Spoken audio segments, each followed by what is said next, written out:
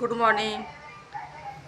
मला एक गोष्ट सांगायची वाटते की आपला हेतू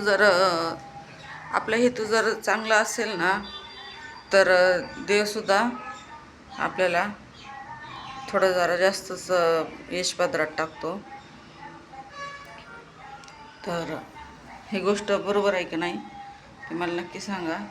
तर सकाळ सकाळ म्हणलं देवपूजा झाली आहे, तर तुमच्याशी हे करावं, शेअर करावं. आणि आज आहे गुरुपुष्यामृत.